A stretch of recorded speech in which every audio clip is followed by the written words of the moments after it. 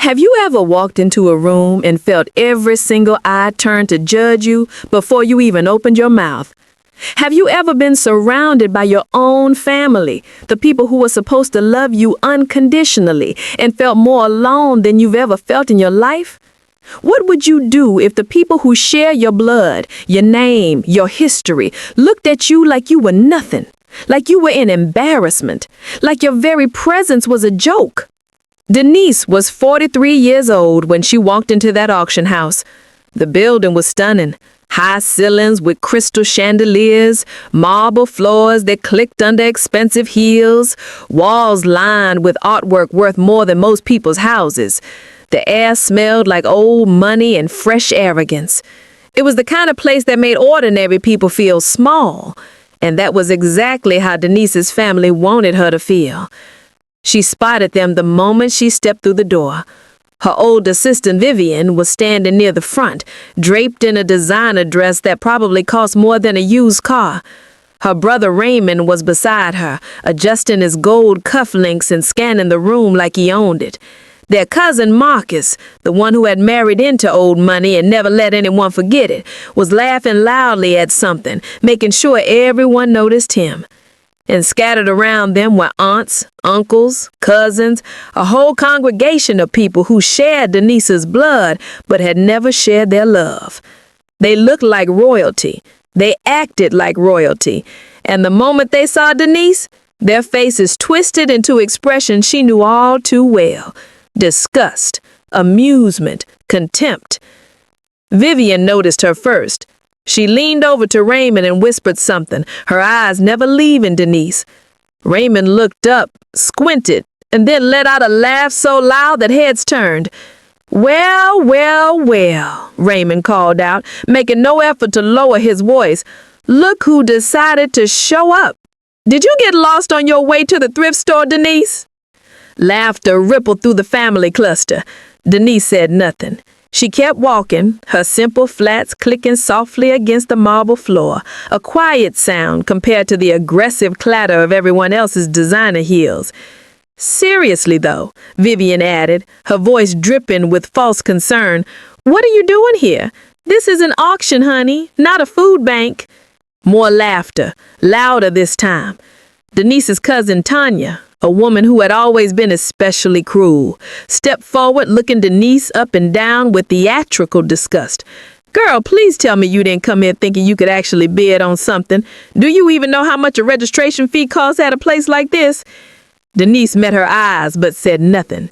She had learned a long time ago that responding to cruelty only invited more cruelty. These people fed on reactions. They thrived on making others feel small. She refused to give them the satisfaction. "This is embarrassing," Marcus muttered, loud enough for everyone to hear. "Someone should have told her this wasn't her kind of event. What's next? She shows up to the country club asking for a membership." The laughter swelled again. Denise felt it wash over her like a wave, cold, familiar, suffocating. This was nothing new. This was her entire childhood, her entire life. She had been the family joke as long as she could remember, the one who didn't quite fit, the one who wasn't pretty enough, not light enough, not successful enough, the one they whispered about at family gatherings and excluded from holiday dinners, the one who had learned to make herself small because taking up space only invited ridicule. She found a seat in the back of the room, far from her family, far from their expensive perfume and their cutting words. She sat down quietly, folded her hands in her lap, and waited. The auction hadn't started yet. People were still mingling, networking, showing off. Denise watched them from a corner, her face calm, her posture relaxed. No one looking at her would guess what she was feeling inside. But inside she was carrying 30 years of pain, 30 years of being dismissed, 30 years of hearing that she wasn't enough, not smart enough, not pretty enough, not successful enough, not enough of anything that mattered to these people. She remembered being 12 years old, standing in front of her mother, showing her a report card with straight A's. She had worked so hard for those grades. She had stayed up late, studied until her eyes burned, pushed herself to be perfect. And her mother had glanced at the paper, shrugged, and said, "That's nice, but your sister got into the gifted program. Why can't you be more like Vivian?" She remembered being 17, applying to colleges, dreaming of a future beyond the family that had never valued her. And her father had looked at her applications and laughed. "Why are you even bothering? We both know you're not college material. Just find a man to take care of you like your sister did." She remembered being 25, finally building something of her own, finally seeing glimpses of success. And when she tried to share her excitement with her family, they had rolled their eyes and changed the subject. They didn't care. They had never cared. She remembered being 30, then 35, then 40, watching her siblings get praise for every minor achievement while her major accomplishments went unnoticed. Watching her family shower attention on cousins who had done nothing but marry well, while she built an empire from nothing in complete silence. They didn't know about the empire. They didn't know about the millions sitting in her accounts, the properties in her portfolio, the business she had grown from nothing into something extraordinary. They didn't know because she had never told them. Why would she? They had never asked. They had never cared. They had already decided who she was. Poor, unsuccessful, forgettable Denise, and nothing she said would have changed their minds. So she let them believe what they wanted to believe. She lived simply. She dressed modestly. She kept her success private not because she was ashamed of it, but because she refused to perform for people who had never given her love without conditions. Her success was hers. She didn't need their validation. She didn't need their approval. She didn't need anything from them at all. But today was different. Today, Denise wasn't here for herself. She was here for the only person in this family who ever truly loved her. Her grandmother, Evelyn, had passed away 3 months ago.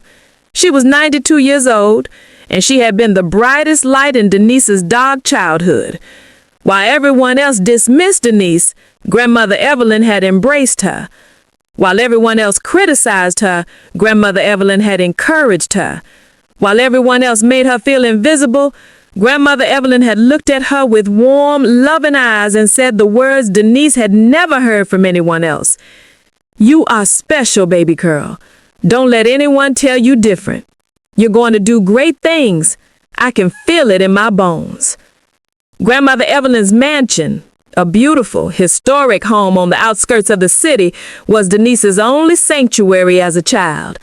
She had spent summers there, away from her critical mother and dismissive father. She had learned to cook in that kitchen. She had read books in that library. She had fallen asleep in the bedroom upstairs, feeling safe and loved for the first time in her life. That mansion wasn't just a building. It was the only place Denise had ever felt at home. And now it was up for auction. The family had swooped in like vultures the moment Grandmother Evelyn died. They didn't mourn her. They calculated what they could get from her estate. They fought over jewelry, furniture, heirlooms. They hired lawyers to contest the will, trying to squeeze out every penny they could.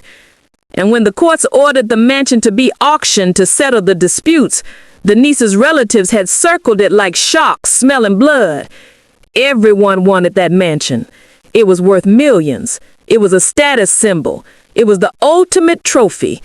Proof that you had made it, that you belonged to the upper echelon of the family. Vivian wanted it to host her pretentious dinner parties.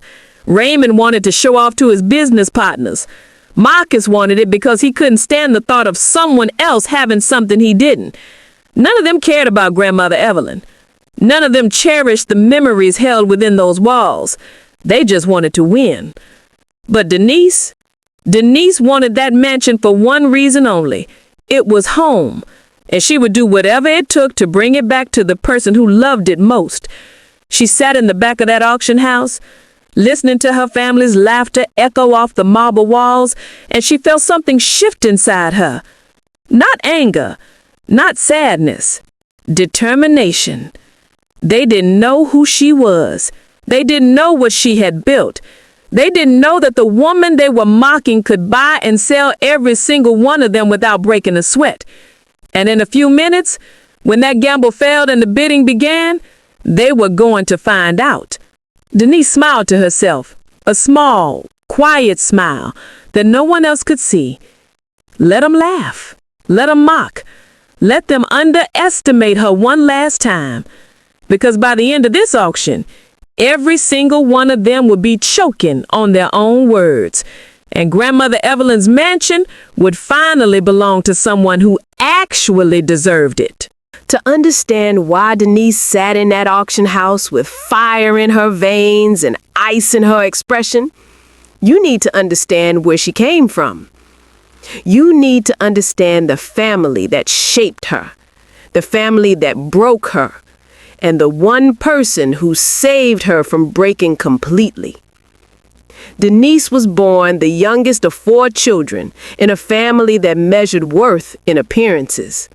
Her parents, Harold and Lorraine, had clawed their way into the black upper middle class through decades of striving, climbing, and carefully cultivating the right image.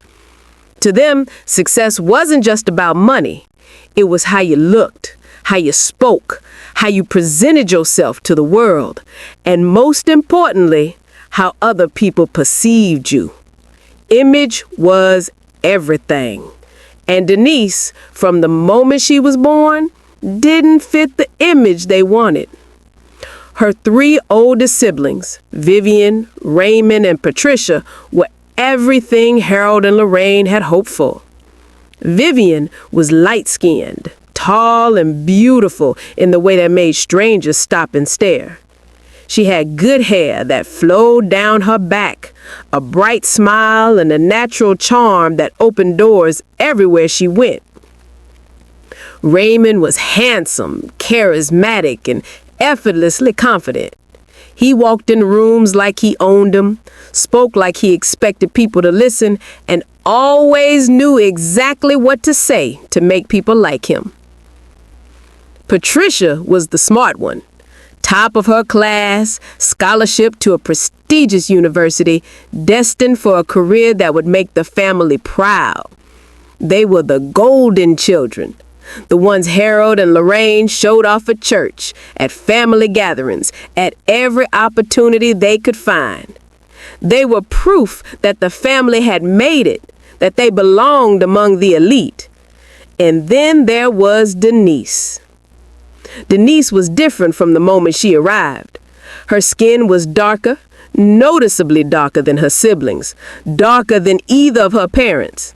Her hair was tightly coiled, what her mother called difficult and unmanageable. Her features were stronger, bolder, less aligned with the European standards of beauty that her family secretly worshipped. She was quiet where her siblings were loud, introverted where they were social, thoughtful where they were quick with words. She didn't command attention. She didn't light up rooms. She observed from the corners, taking everything in, saying little.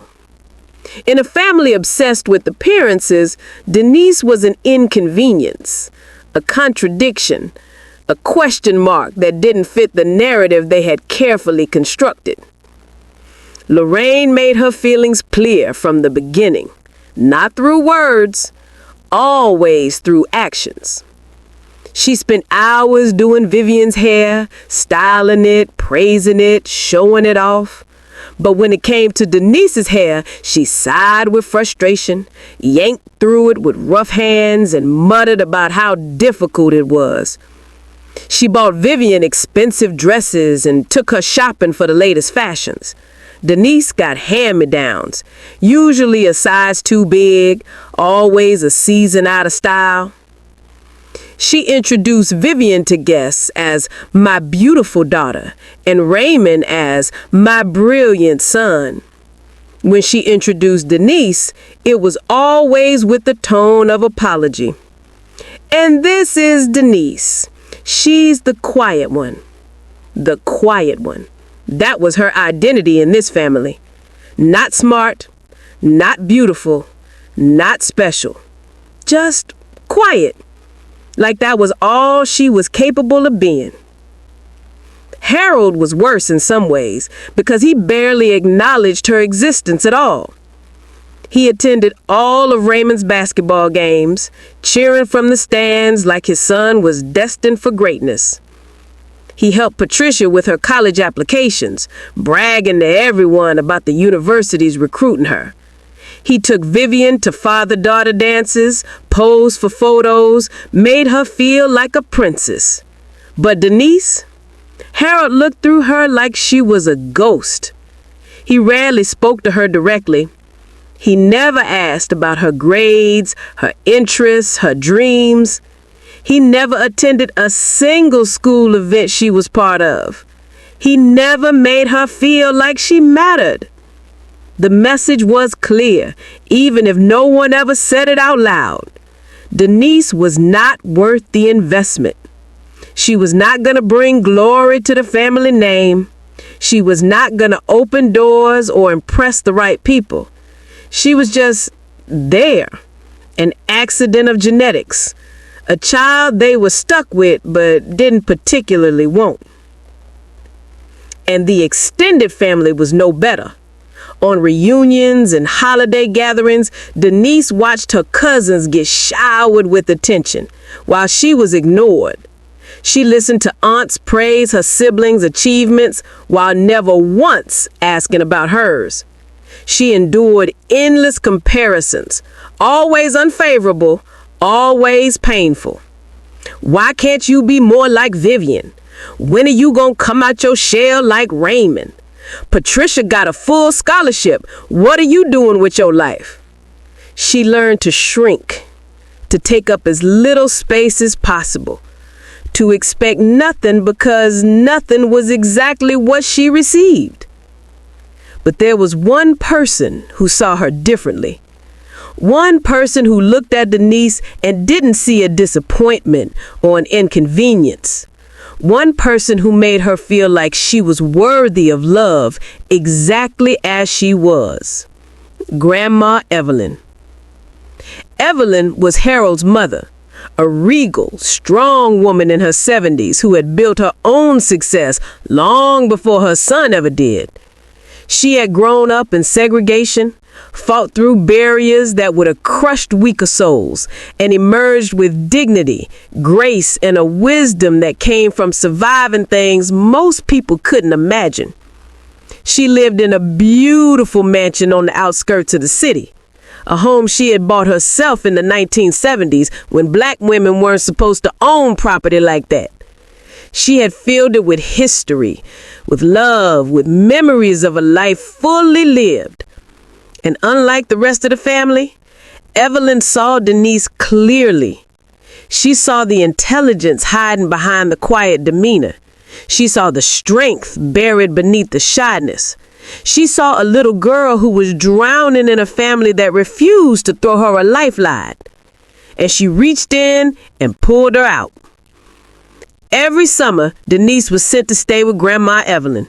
Her parents framed it as doing Evelyn a favor, keeping the old woman company. But Denise knew the truth. They were happy to get rid of her for a few months, happy to focus on their golden children without the inconvenience of their disappointment hanging around. But those summers saved Denise's life. At Grandma Evelyn's mansion, everything was different. There were no comparisons, no criticism, no sighs of disappointment or looks of disdain. There was only warmth, only acceptance, only love. Evelyn would sit with Denise for hours, teaching her to cook in the big country kitchen. They made gumbo from scratch, baked sweet potato pies on Sunday afternoons. Evelyn would tell stories about her own childhood, stories of struggle and triumph, of facing impossible odds and refusing to give up.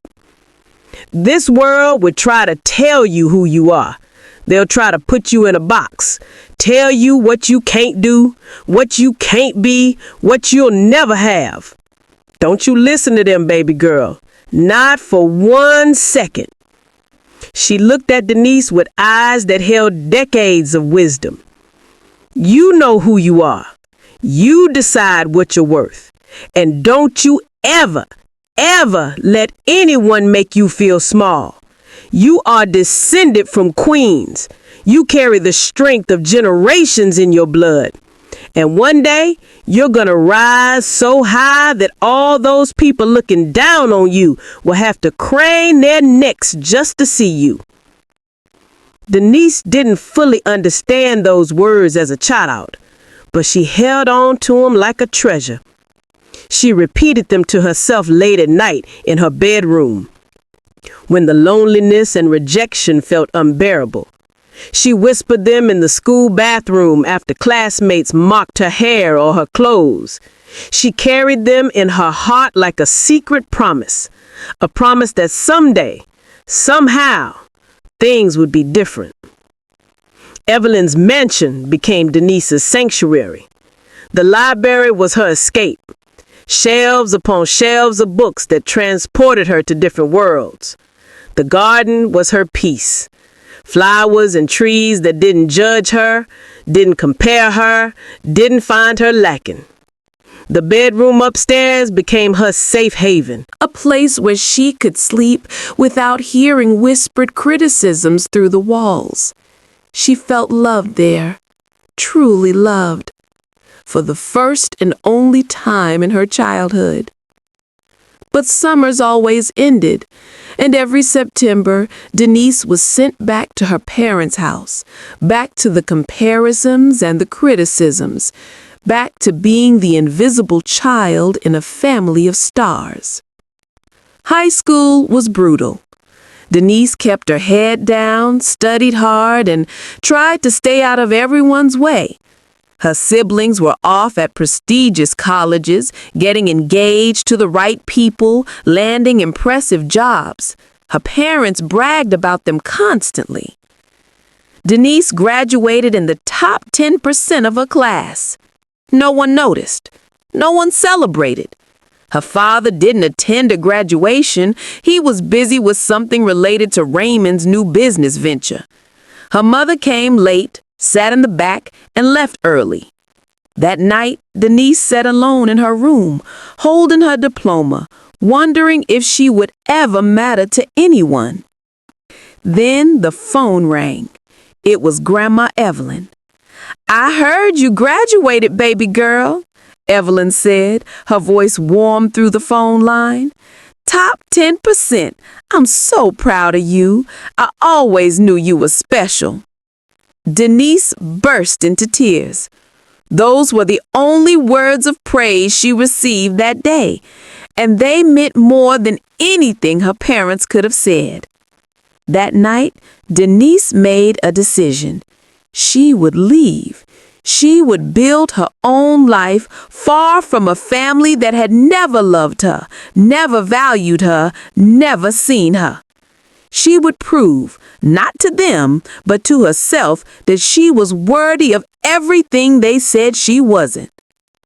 She applied to a state university, not the prestigious schools her siblings attended, but a solid school that offered her a partial scholarship. Her parents didn't offer to help with the rest. They said they couldn't afford it. But somehow they had afforded Vivian's designer wedding dress. Somehow they had afforded Raymond's startup capital. Somehow there was always money for the children who mattered.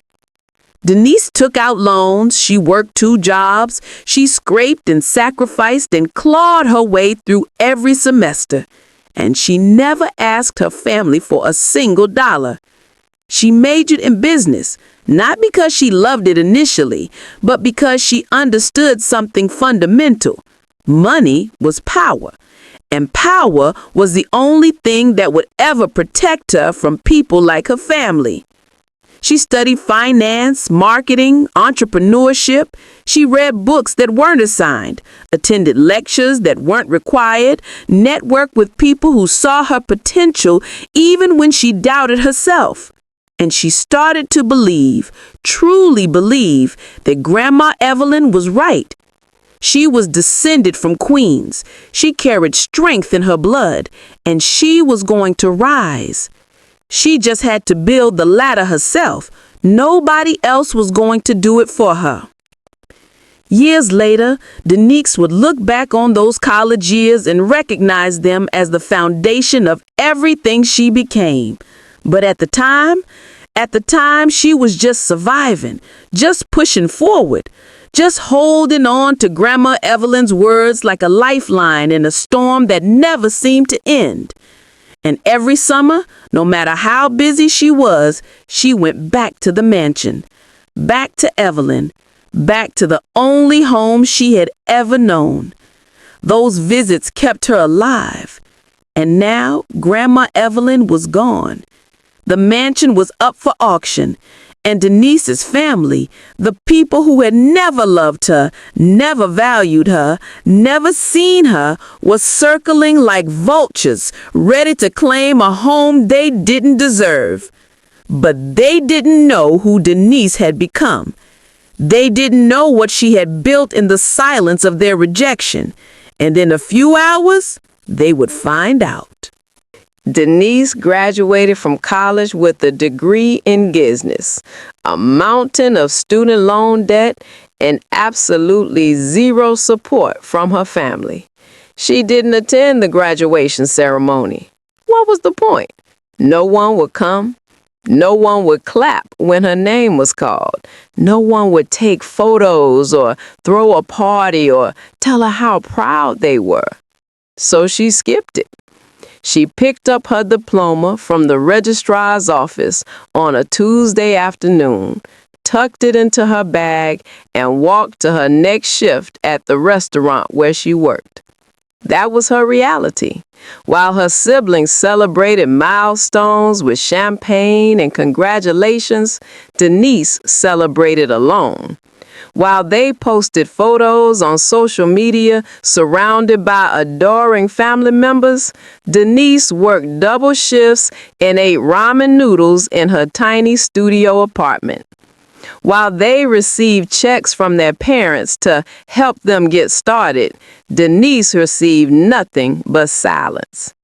But the silence didn't break her, it built her. Because somewhere in that loneliness, somewhere in that constant rejection, Denise discovered something unexpected. She discovered herself. Without her family's voices in her head, telling her she wasn't smart enough, wasn't pretty enough, wasn't good enough, she started to hear her own voice. And her own voice says something very different. Her own voice says she was capable. Her own voice says she was strong. Her own voice says she could build something extraordinary if she just refused to give up. So she refused. Denise's first job out of college was a small marketing firm. The pay was terrible, the hours were long, the work was tedious, but she showed up every single day with the same quiet determination that had gotten her through childhood, through high school, through college. She didn't complain. She didn't make excuses. She just worked. Her bosses noticed, not at first. She was too quiet, too unassuming, too easy to overlook. But over time, they started to see what Grandma Evelyn had always seen. This woman was different. She didn't just complete assignments, she improved them. She didn't just follow instructions, she anticipated what needed to be done before anyone asked. She didn't just work hard, she worked smart. Within 2 years, Denise had been promoted 3 times. She was making more money than she had ever imagined. Not rich, not even close, but stable, comfortable, able to pay her bills without panic. For most people, that would have been enough, but Denise wasn't most people. She had spent her entire life being told she was destined for mediocrity. She had been written off, dismissed, forgotten, and something deep inside her refused to accept a life that proved them right. She wanted more.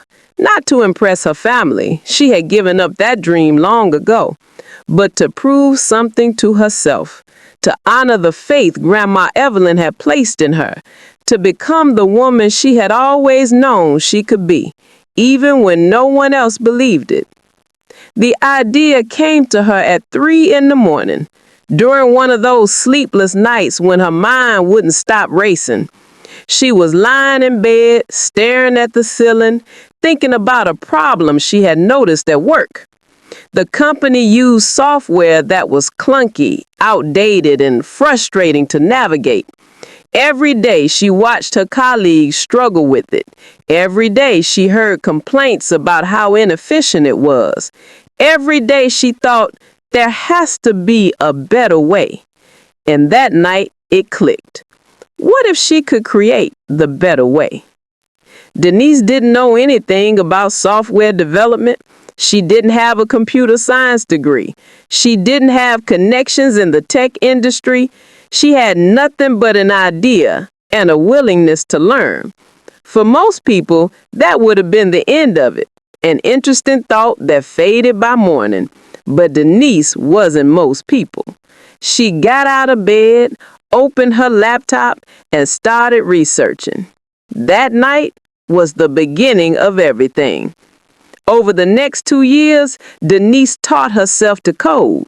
She watched YouTube tutorials at midnight. She took free online courses during her lunch breaks. She practiced on weekends, building simple programs that gradually became more complex. She read books, joined online forums, and asked questions until she understood the answers. It was exhausting. There were nights when she wanted to quit, when the code wouldn't work, when the problem seemed insoluble, when her brain felt like it was going to explode. There were moments when she heard her mother's voice in her head.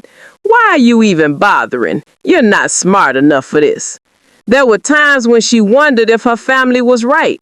Maybe she was reaching for something beyond her grasp. Maybe she should just accept her place and stop dreaming. But every time those doubts crept in, she thought about Grandma Evelyn. She remembered sitting in that warm kitchen, flour on her hands, listening to her grandmother's voice. You are descended from queens. You carry the strength of generations in your blood. As she kept going. The software she eventually created wasn't revolutionary. It wasn't going to change the world or make headlines. It was simply a better solution to a common problem. A project management tool that was intuitive, efficient, and easy to use. She called it FlowSync. She built the first version entirely by herself, working nights and weekends for 8 months straight. When it was finally ready, she had no idea what to do with it. She didn't have investors. She didn't have a marketing budget. She didn't have business partners or industry connections. She just had a product and a prayer. So she did the only thing she could think of. She started reaching out to small businesses directly. Cold emails, LinkedIn messages, phone calls to companies she found through Google searches.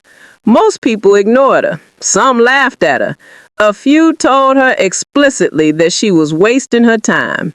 But a few listened, and a few of those agreed to try FlowSync. The first paying customer nearly made Denise cry. It was a small accounting firm in Ohio. They paid $50 a month for access to her software. $50. It wasn't life-changing money. It wasn't enough to quit her job, but it was proof. Proof that her idea had value. Proof that she could create something people would pay for. Proof that she wasn't crazy for believing in herself. That $50 was the first brick in what would become an empire. Within a year, Denise had 200 customers. Within 2 years, she had 2,000 customers. The business grew slowly at first, then faster still. She reinvested every penny of profit back into the company. She hired her first employee, a developer she found through an online job board, then a second employee, then a third. She moved out of her studio apartment and into a modest one-bedroom, then into a two-bedroom, then into a condo that she purchased outright, no mortgage, because she had learned early that owing money to anyone made you vulnerable. She kept her lifestyle simple. She didn't buy designer clothes or expensive cars. She didn't take lavish vacations or dine at fancy restaurants. She wore the same understated outfits she had always worn. She drove the same reliable Honda she had purchased used 5 years earlier. She lived so far below her means that no one would have guessed she was becoming wealthy. And that was exactly how she wanted it. Denise didn't build her business for recognition. She didn't accumulate wealth to impress people. She did it for security, for independence, for the peace of mind that came from knowing she would never have to depend on anyone, especially her family, for anything. By her mid-30s, FlowSync had grown into a company worth tens of millions of dollars. She had offices in 3 cities. She had employees who believed in her vision. She had clients ranging from small startups to Fortune 500 companies. And she had diversified her wealth into real estate, investments, and other ventures that generated passive income even while she slept. On paper, Denise was extraordinarily successful, but in her family's eyes, she was still poor Denise, the quiet one, the failure. They never asked about her life. They never showed interest in what she was doing. When they bothered to acknowledge her existence at all, it was with the same condescending tone they had used since childhood. "Still working at that little job of yours?" Vivian had asked at a family gathering a few years, not waiting for an answer before launching into a story about her own husband's promotion. "You really should try to find a man, Denise," her mother had said during a rare phone call. "You're not getting any younger, and with your situation, you can't afford to be picky." Her situation. Like she was some charity case, like she was barely surviving, like she wasn't sitting on a net worth larger than everyone in that family combined. Denise never corrected them. She never mentioned FlowSync or her real estate portfolio or the investment accounts that grew larger every year. She never showed up to family events in expensive clothes or drove a luxury car that might raise questions. She let them believe exactly what they wanted to believe. It wasn't about hiding her success out of shame. It was about refusing to perform for people who had never loved her. Why should she prove anything to them? Why should she seek validation from people who had dismissed her since birth? Their opinion of her had never been based on reality anyway. It was based on their own prejudice, their own colorism, their own shallow definitions of worth. Nothing she showed them would change that. They would just find new reasons to criticize her, new ways to diminish her achievements, new methods of making her feel small. So she stayed quiet.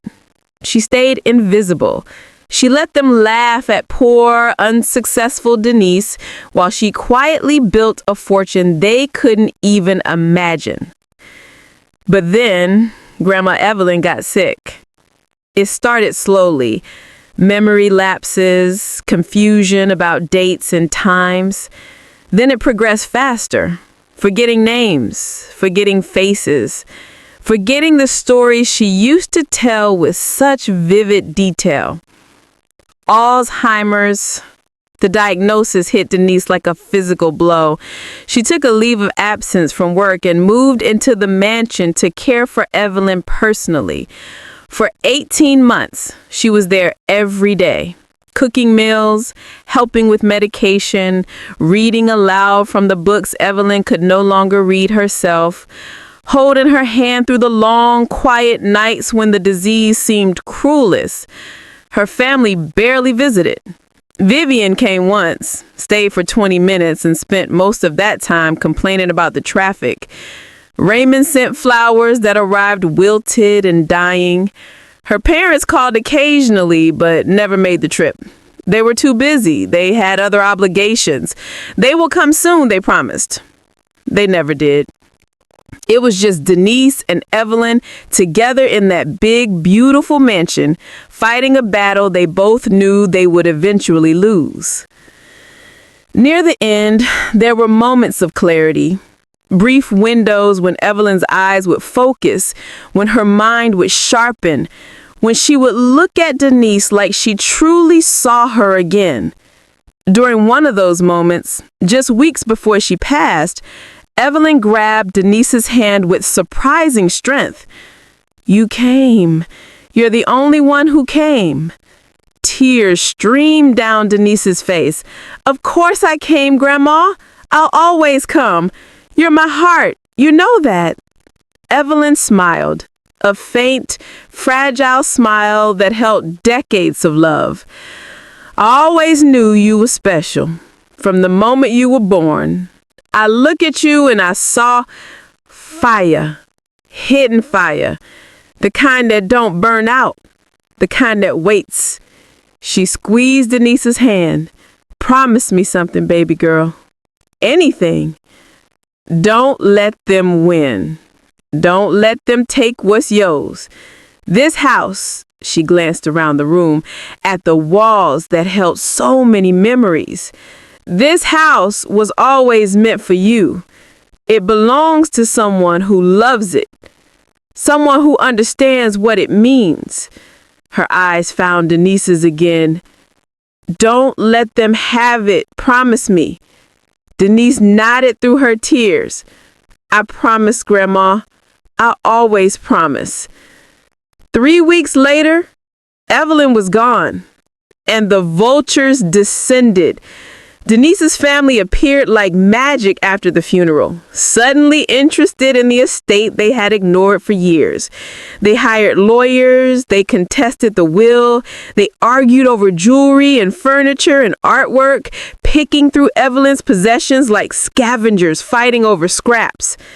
The will had left the mansion to be sold at auction, with proceeds divided among the family. Evelyn's lawyer explained it was meant to prevent fighting. Let the market decide the value, split it fairly among heirs. But nothing about this family was fair.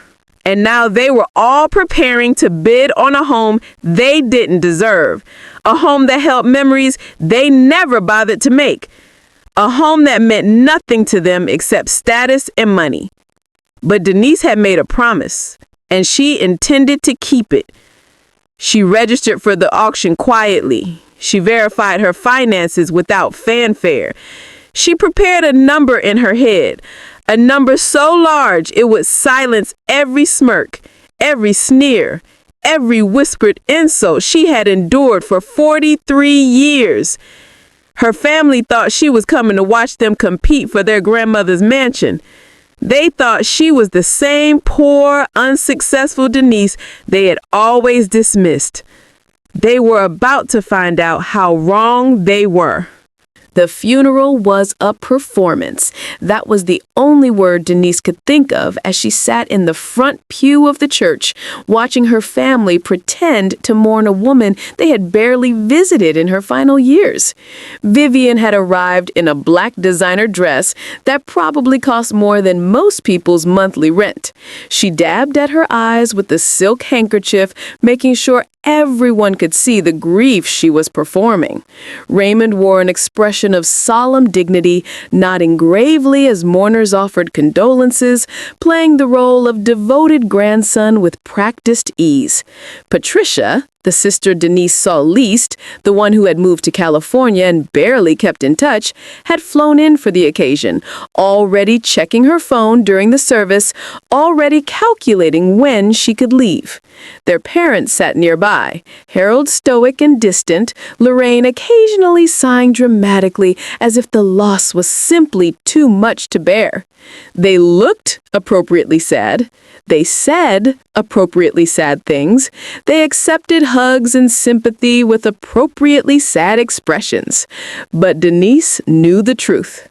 None of them had been there. Not when Grandma Evelyn started forgetting names, not when she needed help getting dressed in the morning, not when she called out in the middle of the night, confused and frightened, not recognizing her own bedroom. Not when she took her final breath, her frail hand clutching Denise's like a lifeline. Denise had been there for all of it, alone. And now these people, these strangers who shared her blood but nothing else, were sitting in the front row accepting praise for their devotion to a woman they had abandoned. "She was such a wonderful grandmother," Vivian said to a group of mourners after the service, her voice thick with manufactured emotion. "We were so close. I'm going to miss her terribly." Denise watched from across the room, saying nothing. What was there to say? The truth wouldn't change anything. These people had constructed their own reality, and nothing Denise said would penetrate it. The repast was held at a nearby event hall, a venue Denise had paid for, though no one seemed to notice or care. Her family mingled with guests, accepting condolences, telling stories about Evelyn that Denise suspected they had invented on the spot. And through it all, Denise noticed something else. The whispers, the glances toward the corners of the room where small groups of relatives huddled together, speaking in low voices. The occasional mention of the estate and the property and the will. They weren't mourning, they were calculating. It took exactly 4 days after the funeral for the fighting to begin. Denise received a call from Evelyn's attorney, a patient, professional man named Harold Simmons who had handled her grandmother's affairs for decades. "I wanted to give you a heads up," he said, his voice heavy with something that sounded like exhaustion. "Your family has already started contesting the will." Denise closed her eyes. Of course they had. On what grounds? Various claims. Raymond is arguing that your grandmother wasn't of sound mind when the will was drafted. Vivian is claiming there were verbal promises made to her about specific items. Patricia has hired her own lawyer to investigate whether the estate was properly managed during your grandmother's illness. He paused. And your mother is suggesting that you may have exerted undue influence over Evelyn during her final months. Denise's jaw tightened. Undue influence. She had spent 18 months caring for a dying woman while her family ignored them both. She held Evelyn's hand through the worst moments of her illness. She had sacrificed her time, her energy, her emotional well-being to ensure her grandmother's final days were filled with love and dignity. And now her mother was accusing her of manipulation? "What happens now?" Denise asked quietly. "Now it goes through probate court. The claims will be evaluated. Given the complexity and the number of parties involved, the judge will likely order the major assets, including the mansion, to be sold at auction. Proceeds will be divided according to whatever the court ultimately decides." He sighed. "I'm sorry, Denise. I know this isn't what your grandmother wanted. She spoke about you often. She wanted you to have the house. She said you were the only one who truly loved it." Denise felt tears burning behind her eyes, but she refused to let them fall. "Not now. Not over this." "When will the auction happen?" "Probably in about 3 months. These things take time, but I'd expect it sometime in late spring." Denise nodded slowly, even though he couldn't see her. "Thank you for letting me know." After she hung up, Denise sat in silence for a long time. Her mind was racing, but her heart was strangely calm. She knew this would happen. From the moment Evelyn passed, she had known her family would descend like vultures.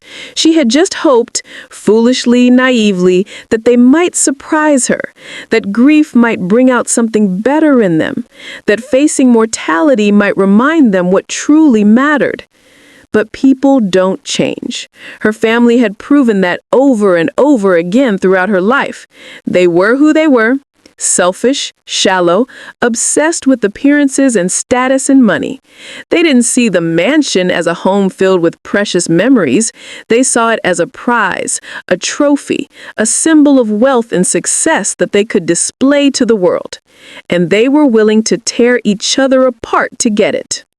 Over the following weeks, Denise watched the chaos unfold from a distance. She received occasional updates from Mr. Simmons, each one more absurd than the last. Raymond had hired a team of lawyers to challenge the legitimacy of the entire estate plan. Vivian was demanding an independent appraisal of every item in the mansion, convinced that Evelyn had hidden valuable assets somewhere. Patricia had threatened to go to the media with allegations of financial mismanagement. Their parents, Harold and Lorraine, were playing both sides, alternately supporting whichever child seemed to be most likely to win and positioning themselves to benefit regardless of the outcome. It was ugly, vicious, everything Denise had come to expect from her family. But what struck her most wasn't the fighting itself. It was how little any of them mentioned Evelyn as a person. No one talked about her laugh. No one shared memories of her cooking or her stories or her wisdom. No one seemed to actually miss her. They just wanted her stuff. The court proceedings dragged on for months. Denise was called to testify once, asked to describe her grandmother's mental state during the time they spent together. She answered honestly, calmly, refusing to be baited by the aggressive questions from her siblings' lawyers. She didn't defend herself against her mother's accusations of undue influence. She didn't argue when Vivian's attorney implied that she had isolated Evelyn from the family. She simply stated the facts and let them speak for themselves. The judge, a weary-looking woman who had clearly seen countless families destroy themselves over inheritance disputes, ultimately ruled that the major assets would be sold at auction. Proceeds will be divided according to whatever the court ultimately decides. Fair. Denise almost laughed at the word. There was nothing fair about any of this. But at least now she knew when and where the auction would happen. And she could prepare. The night before the auction, Denise couldn't sleep. She lay in bed staring at the ceiling of her modest condo, thinking about everything that had led to this moment. She thought about her childhood, the constant criticism, the painful comparisons, the feeling of being invisible in her own family. She thought about the summers at Grandma Evelyn's mansion, the only place she had ever felt truly loved and accepted.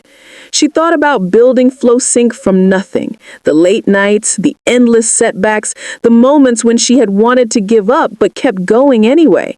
She thought about the 18 months she had spent caring for Evelyn, watching her fade, holding her through the confusion and fear, whispering words of love even when she wasn't sure Evelyn could hear her anymore.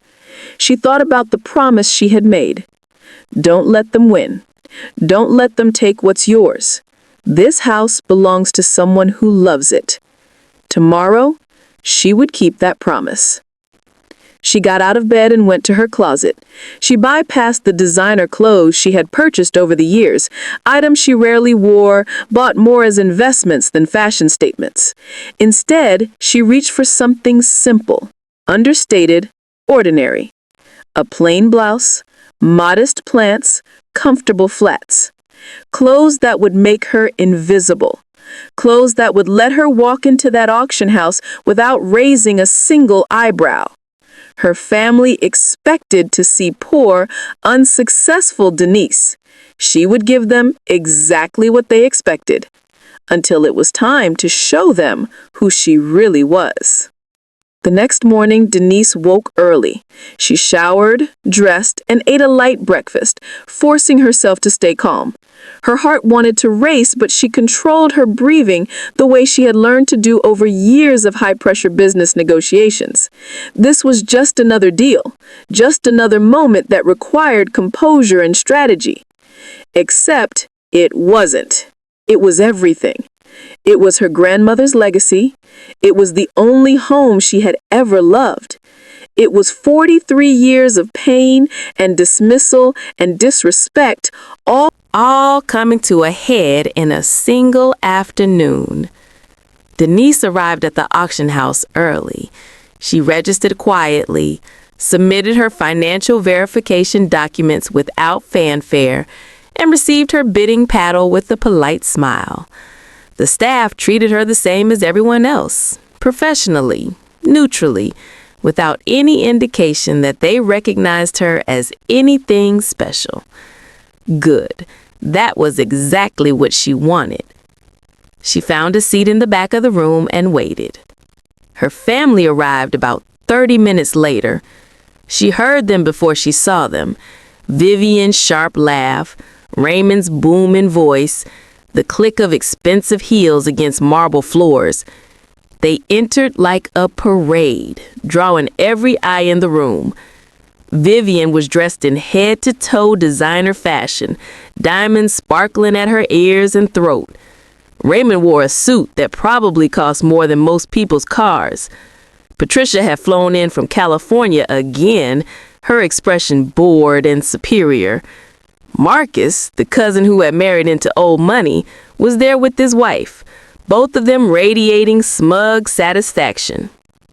Aunts, uncles, cousins, they all filtered in, taking seats near the front, greeting each other with air kisses and hollow compliments. And then they spotted Denise. She watched their expressions shift in real time. Surprise, confusion, then amusement. Raymond nudged Vivian and nodded toward the back of the room. Vivian turned, looked directly at Denise, and burst out laughing. "Oh my God," Vivian said, loud enough for half the room to hear. "She actually came. This is too good." The mockery began immediately. The whispered comments, the pointed looks, the barely concealed laughter. Denise absorbed it all, her face calm, her hands steady. Let them laugh. Let them think they knew who she was.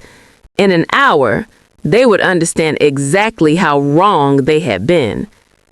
The auctioneer took his place at the podium, the room fell silent, and the bidding began. The auction house hummed with tension as the auctioneer, a distinguished older man with silver hair and a practiced, commanding voice, stepped up to the podium.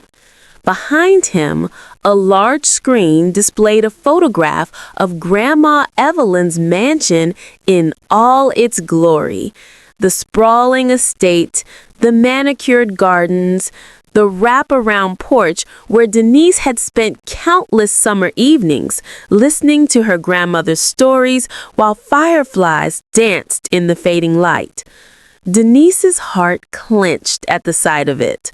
That wasn't just a property on the screen. That was her childhood, her sanctuary, the only place in the world where she had ever felt truly loved. And in a few minutes, it would either be hers forever or lost to people who would never understand what it meant. The auctioneer cleared his throat and began his introduction. Ladies and gentlemen, we now come to the centerpiece of today's auction. Lot 47, the Evelyn Harper Estate.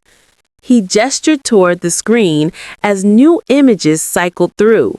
The grand foyer, the library filled with books, the kitchen where Denise had learned to cook, the bedroom where Evelyn had taken her final breath. This stunning historic property sits on 12 acres of pristine land. The main residence features 7 bedrooms, 5 bathrooms, original hardwood floors, and architectural details dating back to 1923. The estate also includes a guest cottage, a 3-car garage, and extensive gardens designed by the renowned landscape architect William Monroe. He paused for effect. This is a rare opportunity to own a piece of history. Properties like this seldom come to market. In the front rows, Denise's family was practically vibrating with anticipation. Vivian clutched her paddle like a weapon, her eyes fixed on the screen with naked hunger. Raymond was leaning forward in his seat, his jaw set with determination.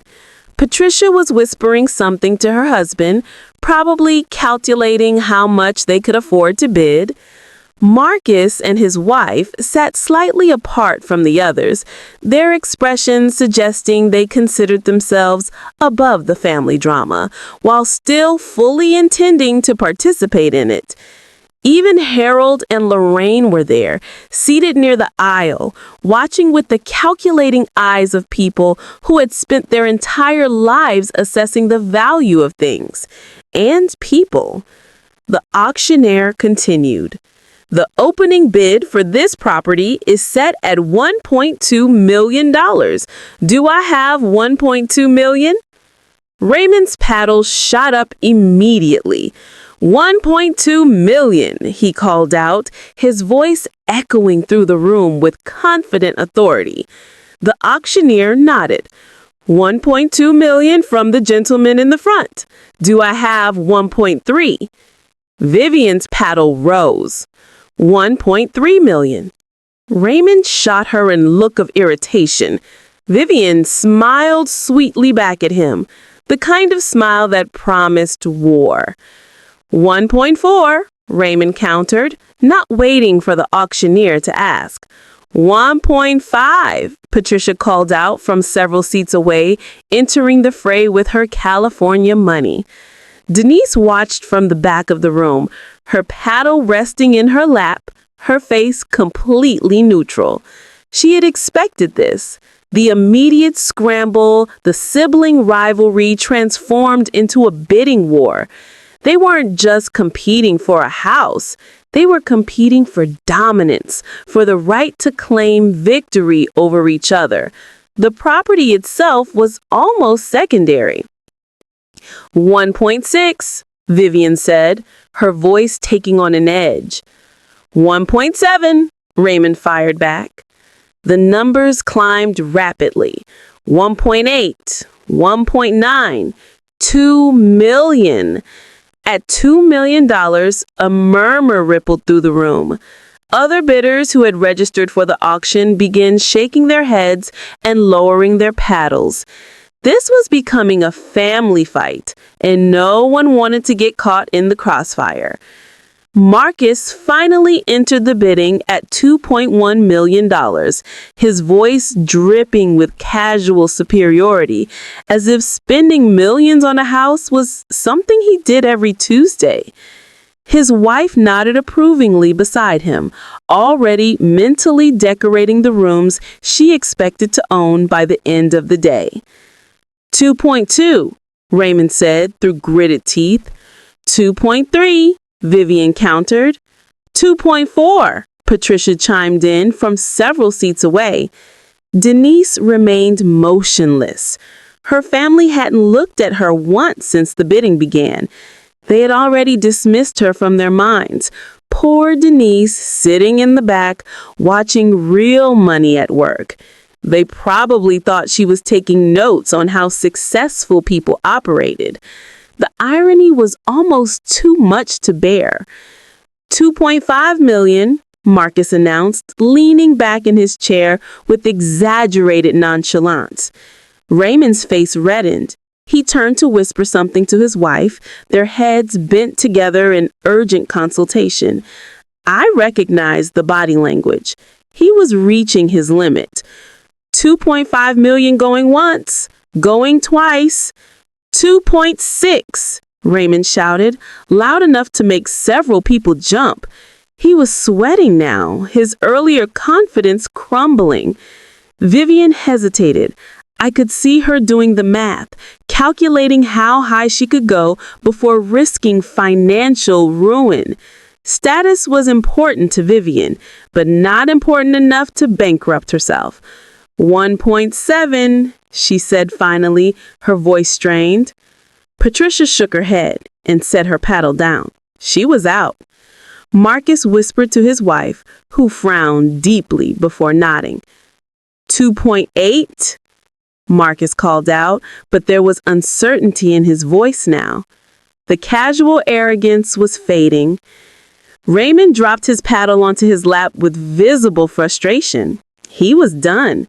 He couldn't go higher without jeopardizing his business, his lifestyle, everything he had built to impress people. The auction had become a two-person race, Vivian versus Marcus. 2.9 million, Vivian said, her voice barely above a whisper. Marcus consulted his wife, again. A longer whisper this time, more urgent. His wife's frown deepened into a scowl. Finally, Marcus shook his head. We're out, he muttered loud enough for the family to hear. Vivian's face lit up with triumph. She had won. She was about to own Grandma Evelyn's mansion, the ultimate status symbol, the crown jewel of the family estate. She was already turning to Raymond with a victorious smirk when the auctioneer's voice cut through the room. 2.9 million, going once, going twice, $3 million. The voice came from the back of the room, clear, calm, unshakable. Every head in the auction house turned. Denise was standing, her paddle raised, her face as serene as a still pond. The room went absolutely silent. Vivian's triumphant expression froze, then crumbled into confusion. Raymond's mouth fell open. Patricia dropped her phone. Marcus stared like he was seeing a ghost. Even Harold and Lorraine turned around, their faces masks of disbelief. I'm sorry, Vivian said loudly, her voice cracking with disbelief. Did she just...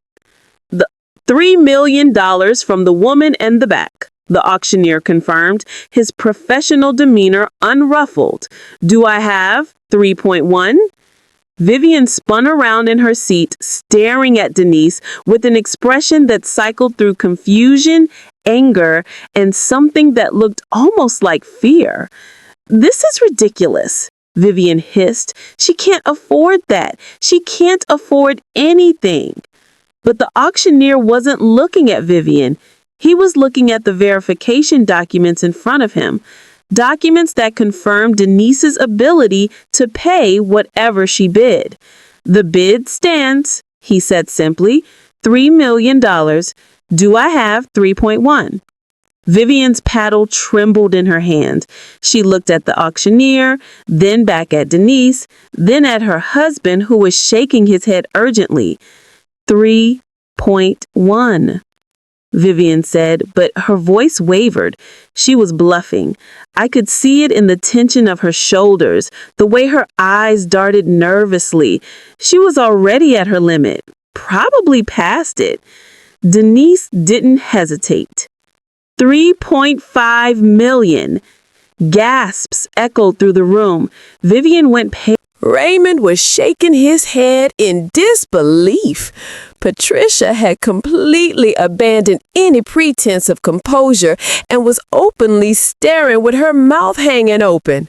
3.5 million, the auctioneer repeated, a hint of surprise creeping into his professional voice. Do I have 3.6?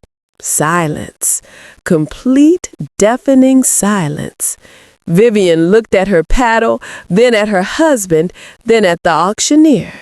Her hands were trembling. Her face was flushed with humiliation and desperation. "Vivian," her husband whispered urgently, loud enough for nearby seats to hear. "We can't. We're already overextended. We can't go higher." Vivian's jaw tightened.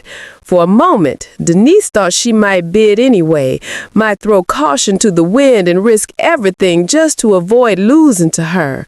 But even Vivian wasn't that reckless. Slowly, painfully, Vivian lowered her paddle. Her face was a mask of barely controlled rage. "3.5 million going once," the auctioneer called out. The room held its breath. "Going twice." Denise stood perfectly still, her paddle still raised, her heart pounding in her chest, but her face betraying nothing. This was it. This was the moment. "Sold!" The gavel crashed down with finality. "To the woman in the back for $3.5 million. For a moment, nothing happened. The room seemed frozen in time, everyone processing what they had just witnessed. Then Denise lowered her paddle and began walking toward the front of the room to complete the paperwork. She moved with quiet dignity, her steps unhurried, her posture straight. She didn't look at her family as she passed them. She didn't need to. She could feel their stares boring into her. She could hear the whispers breaking out like wildfire. She could sense the shock and confusion and disbelief radiating from them in waves. "How?" Raymond sputtered. "Where did she—" "This is impossible," Vivian breathed. "There's no way. There's no way." But the auctioneer was already extending his hand to Denise, already guiding her toward the registration desk where the paperwork awaited her. It wasn't impossible. It was happening, and there wasn't a single thing any of them could do about it. As Denise reached the front of the room, she paused. She turned slowly and looked at her family, at the people who had mocked her, dismissed her, made her feel worthless for 43 years. She didn't gloat. She didn't sneer. She didn't say a single word. She simply looked at them with calm, quiet dignity. And then, almost imperceptibly, she smiled. Not a triumphant smile, not a vindictive smile, just a small, peaceful smile that said everything words never could. "I won. Not because I needed to beat you, but because Grandma Evelyn believed in me, and I believed in myself." Then she turned and walked away to sign the papers that would make her grandmother's mansion, officially hers.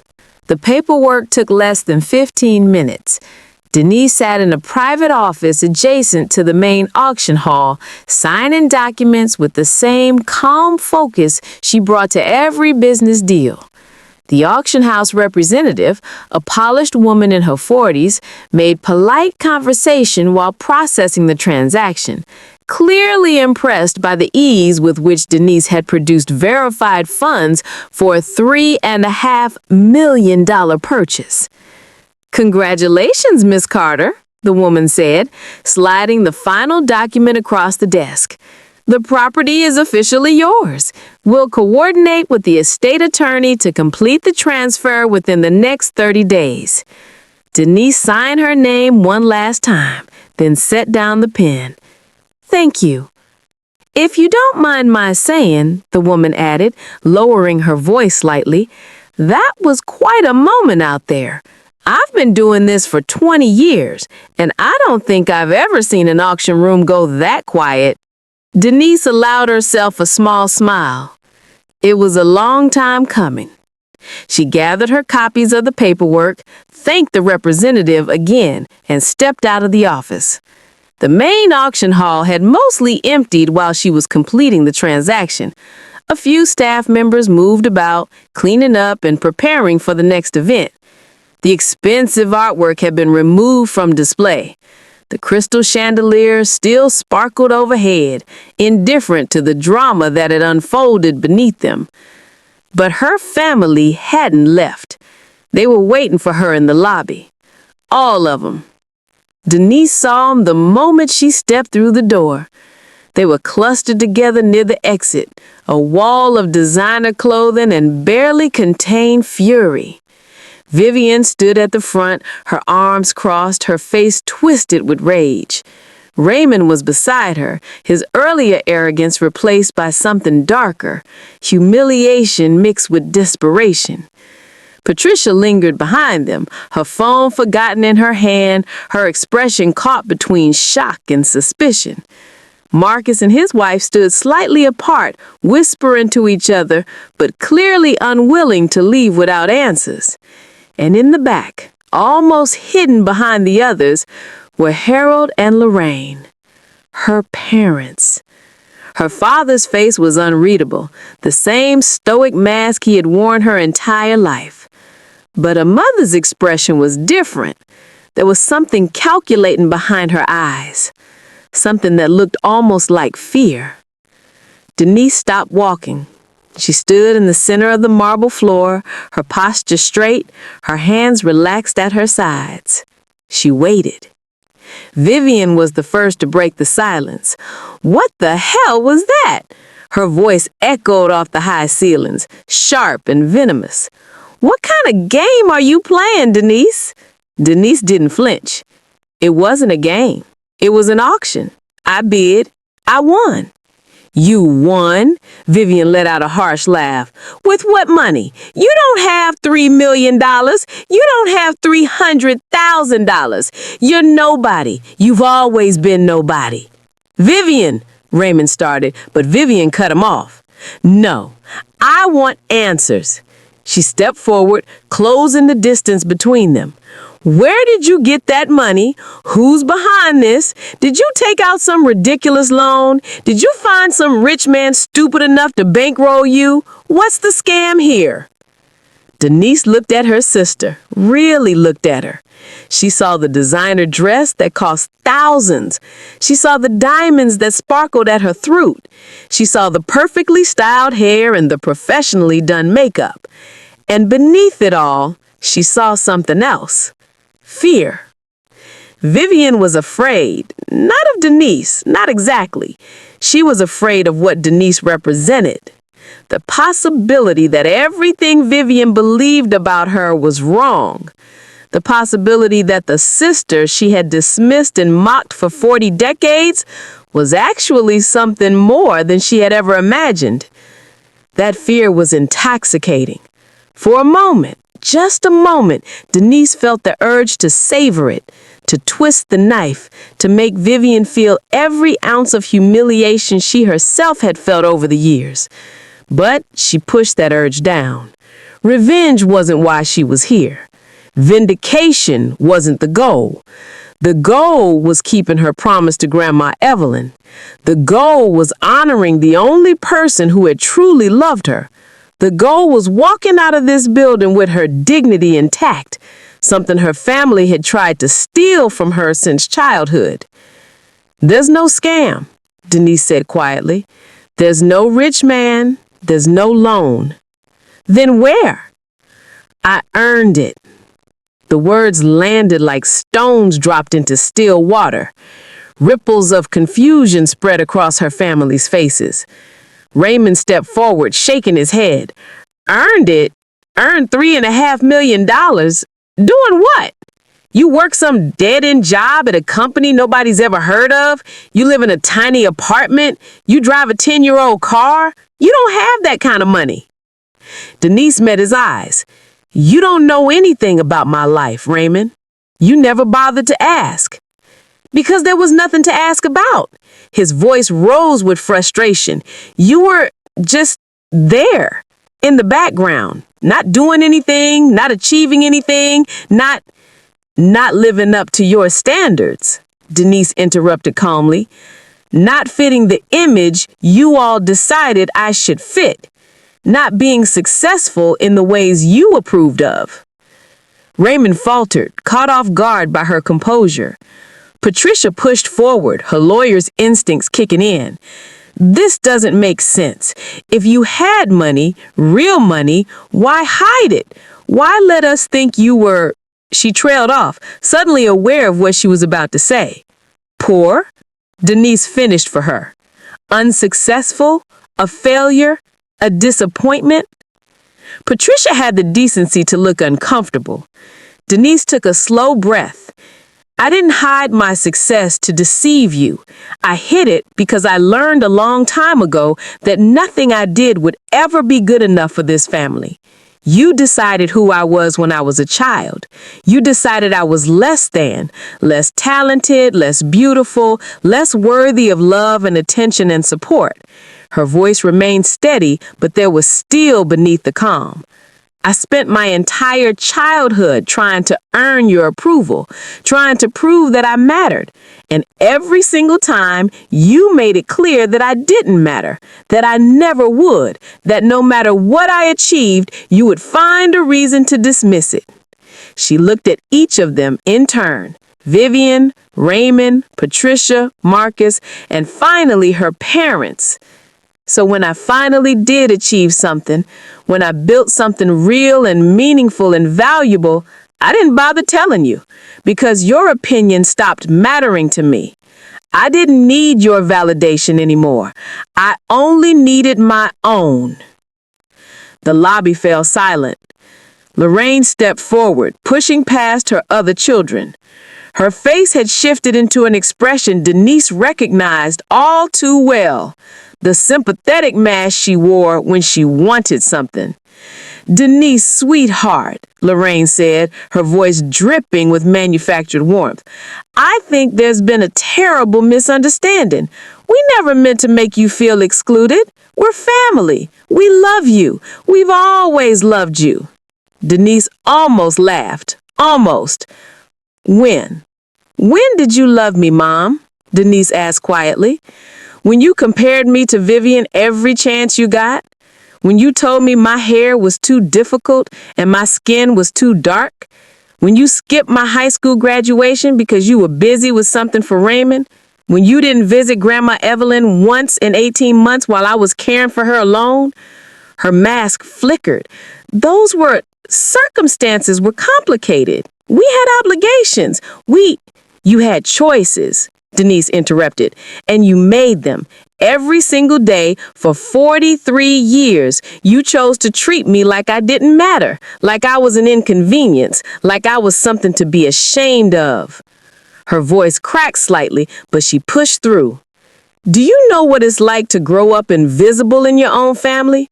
To beg for scraps of attention and love while watching your siblings get everything handed to them?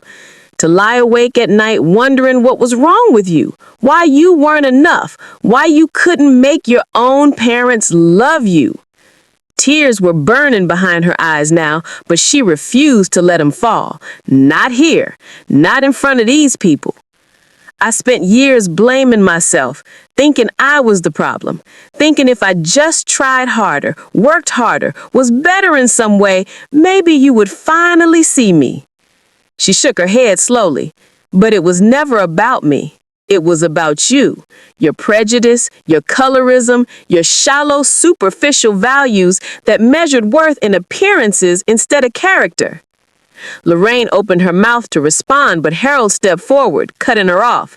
That's enough, he said, his voice hard. I don't know what kind of revisionist history you're trying to create here, but we don't have to stand here and listen to this.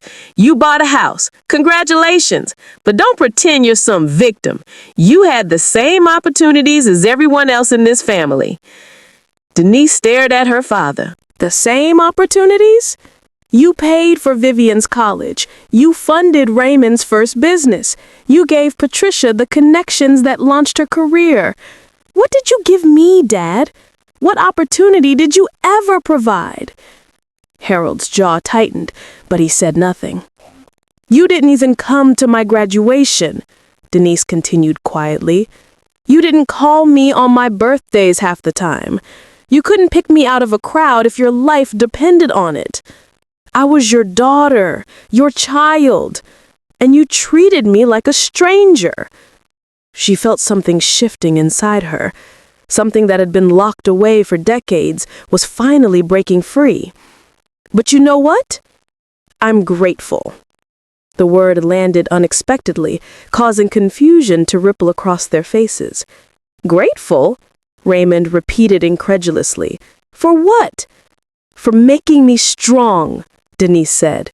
For forcing me to rely on myself when no one else would. For teaching me that the only approval that matters is my own.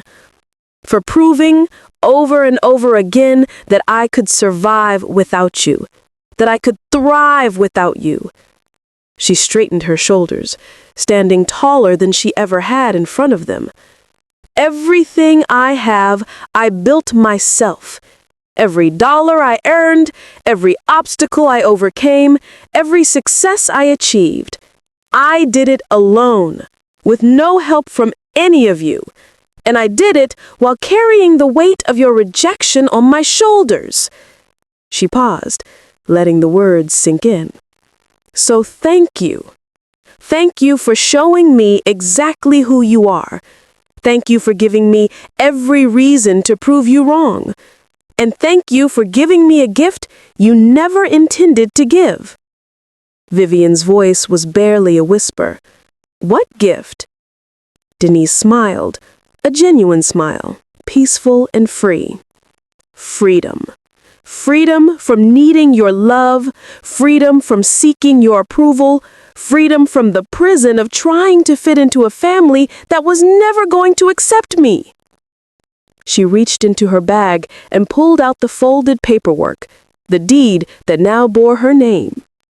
This house belonged to the only person in this family who ever truly loved me. Grandma Evelyn saw me when the rest of you looked right through me. She believed in me when you all wrote me off. She told me I was descended from queens, that I carried the strength of generations in my blood. Her voice softened. I made her a promise before she died. I promised I wouldn't let you take what was hers, what was ours. And I kept that promise. She tucked the paperwork back into her bag. The mansion is mine now. Not because I wanted to beat you, not because I needed to prove anything, but because it belongs to someone who loves it. Someone who will honor Grandma Evelyn's memory. Someone who actually deserves it. She began walking toward the exit. Denise, wait! It was Lorraine's voice, edged with desperation. You can't just walk away. We're family. Whatever happened in the past, we can work through it. We can start over. Now that we know the truth about your situation, things can be different. Denise stopped. She turned slowly and looked at her mother with clear, knowing eyes. My situation, she repeated. You mean now that you know I have money? Lorraine's expression flickered, caught. That's not what I...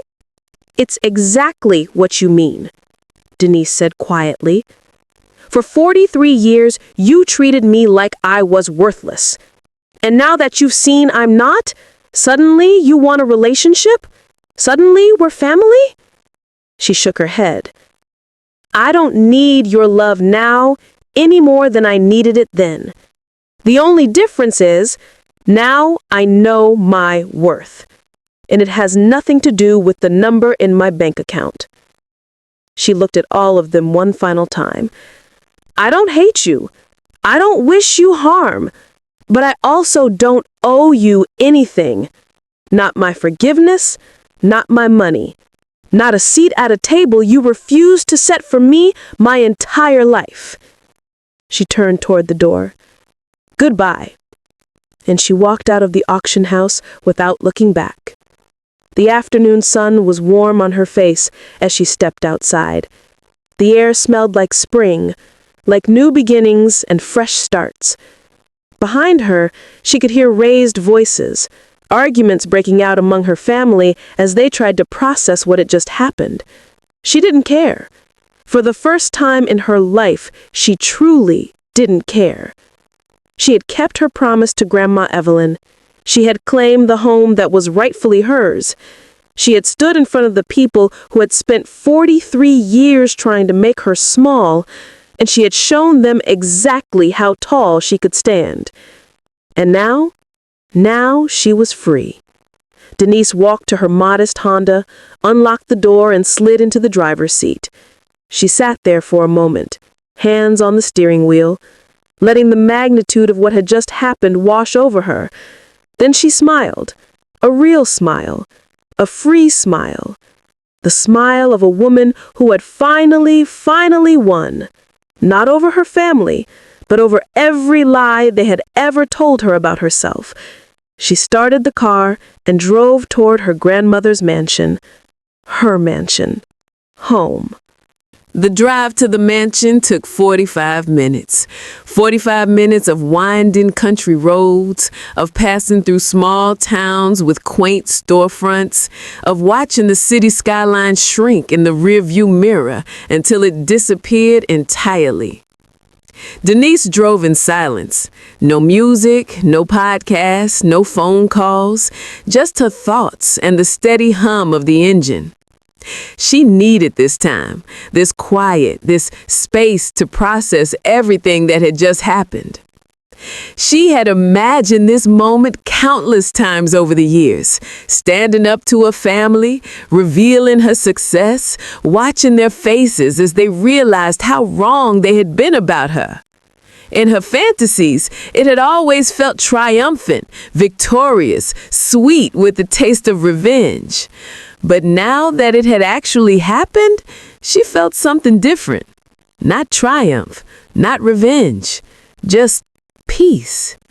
And beneath the peace, something that surprised her. Sadness. Not sadness for herself. She had made peace with her family's rejection long ago. The sadness was for what could have been, for the childhood she should have had, for the love she should have received, for the relationships that were broken before they ever had a chance to form. She thought about Vivian as a little girl, before the competition, before the jealousy, before her mother's favoritism poisoned everything between them. There had been moments early on when they played together, laughed together, been sisters in the truest sense of the word. What if things had been different? What if their parents had loved them equally? What if they had been allowed to be allies instead of rivals? She thought about Raymond, the brother who had been handed everything and taught that his worth depended on maintaining his position at the top. What kind of man might he have become if he hadn't been raised to see life as a zero-sum game? If he had learned empathy instead of arrogance? She thought about her parents, broken people who had passed their brokenness down to their children. Harold, emotionally distant, measuring worth in achievements and appearances. Lorraine, consumed by colorism and status, teaching her daughters that their value lay in their proximity to whiteness and wealth. They had been failed by someone too, hurt by someone too, shaped by forces beyond their control, just as they had shaped Denise. It didn't excuse them. It didn't justify the decades of pain they had inflicted, but it helped Denise understand that their cruelty was never really about her. It was about their own wounds, their own fears, their own desperate attempts to feel worthy in a world that had told them they weren't. Denise couldn't heal their wounds. She couldn't fix their brokenness. She couldn't force them to become the family she had always deserved. All she could do was heal herself, and that's exactly what she intended to do. The mansion came into view as she rounded the final bend in the road. Denise slowed the car, drinking in the sight of it.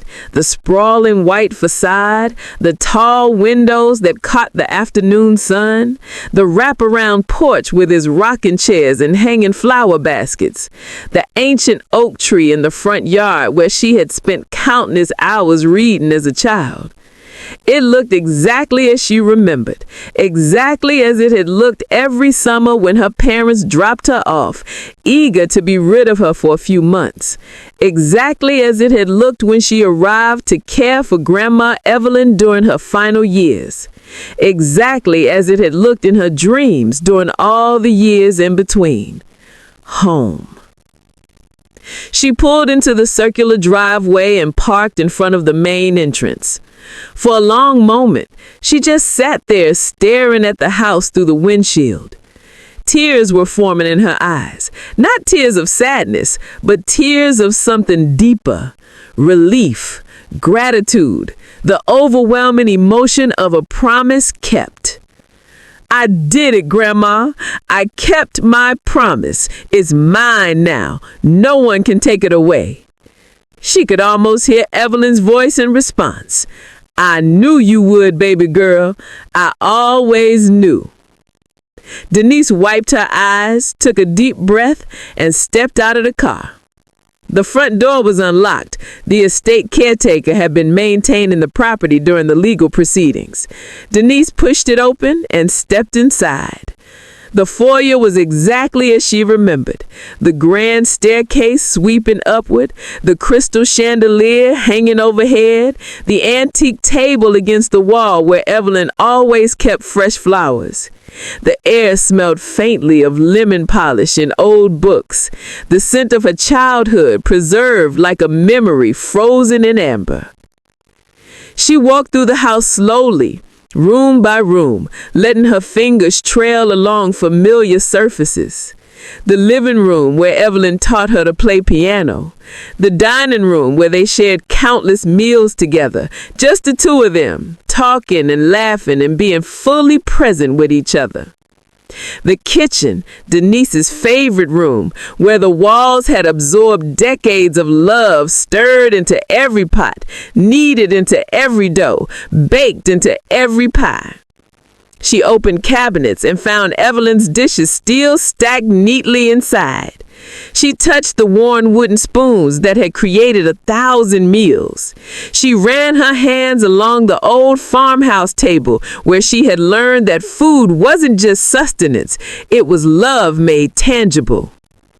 Upstairs, she walked through the bedrooms one by one, guest rooms that had rarely been used, a nursery from her own children, preserved like a museum exhibit. And finally, the master bedroom, Evelyn's room. Denise stood in the doorway for a long moment, unable to enter. This is where she had spent the final months of her grandmother's life. This is where she had held Evelyn's hand through the confusion and fear of Alzheimer's. This is where she had been sitting when Evelyn took her last breath. The bed had been stripped and cleaned. The personal items had been boxed up during the estate proceedings. But the furniture remained. The view out the window remained. The feeling of the room remained. Denise finally stepped inside. She walked to the window and looked out at the garden below, the roses Evelyn had tended for decades, the stone path winding through beds of flowers, the bench where they had sat together on summer evenings. She's going to take care of it, Denise said softly, speaking to the room, to the memory, to whatever piece of Evelyn might still linger here. I'm going to take care of it. All of it. The house, the garden, your legacy. I'm going to honor everything you built. She pressed her hand against the glass, feeling the warmth of the sun. And I'm going to live the life you always told me I deserved. The life I was afraid to believe I could have. She stayed at the window for a long time, watching the shadows lengthen across the garden as the afternoon faded toward evening. Then she dried her eyes, straightened her shoulders, and got to work. The following weeks were a whirlwind of activity. Denise hired contractors to address deferred maintenance. The roof needed repairs, the plumbing needed updating, several windows needed to be replaced. She worked with a landscape architect to restore Evelyn's garden to its former glory.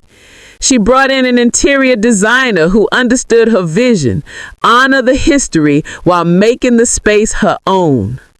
She moved in before all the work was complete, unable to wait any longer. She slept in the guest room while the master suite was being updated. She cooked meals in the kitchen while workers hammered and drilled in other parts of the house. She sat on the porch in the evenings, watching fireflies dance in the twilight, feeling more at home than she had ever felt anywhere in her life. Her family tried to contact her. Of course they did.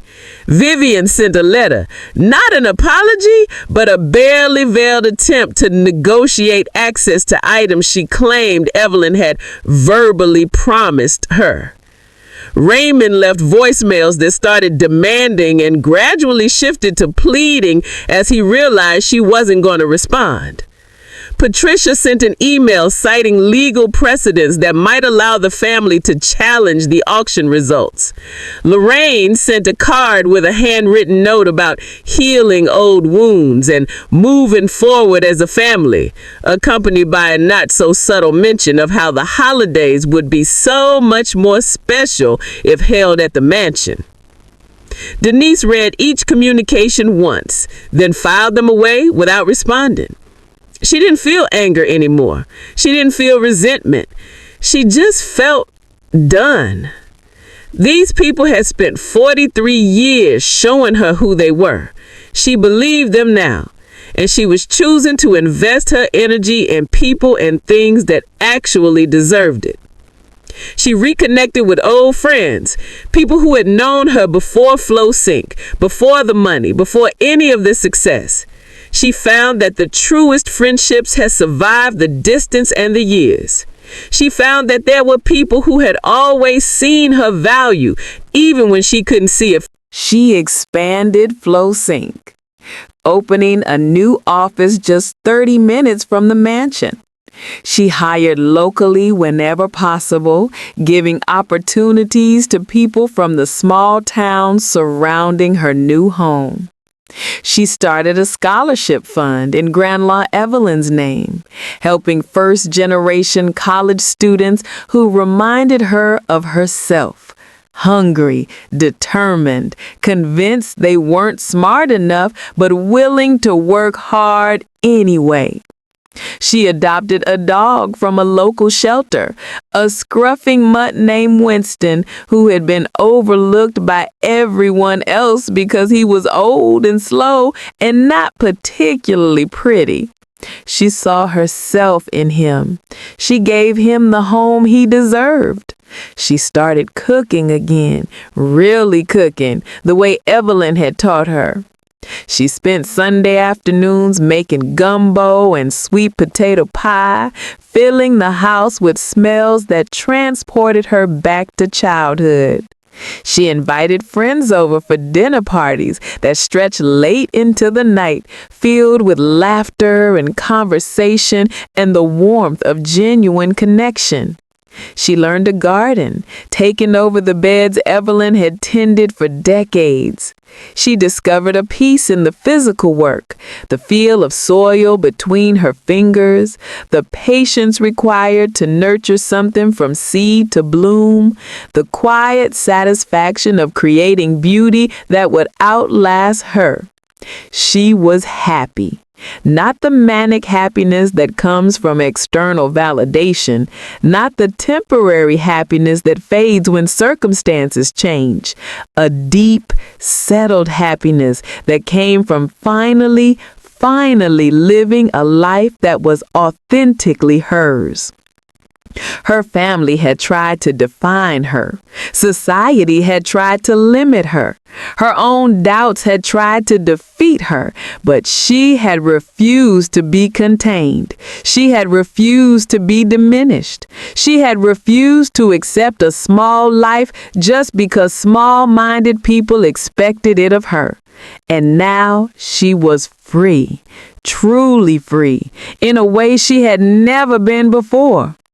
Denise raised her wine glass toward the sunset, toward Grandma Evelyn, toward the little girl she had once been, toward the woman she had become.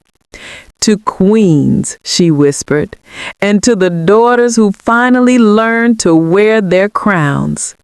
She took a sip and leaned back in her chair, watching the sky deepen into twilight. Winston stirred at her feet, looked up at her with adoring eyes, then settled back into sleep. The first stars were appearing overhead. The garden hummed with the sounds of evening, crickets and night birds and the gentle rustle of leaves in the breeze. And Denise Carter, the overlooked child, the dismissed daughter, the invisible woman who had built an empire in silence, sat in her grandmother's home, surrounded by beauty and peace, finally living the life she had always deserved. Not because her family approved, not because society validated her, but because she had validated herself. And that was the only approval that had ever truly mattered.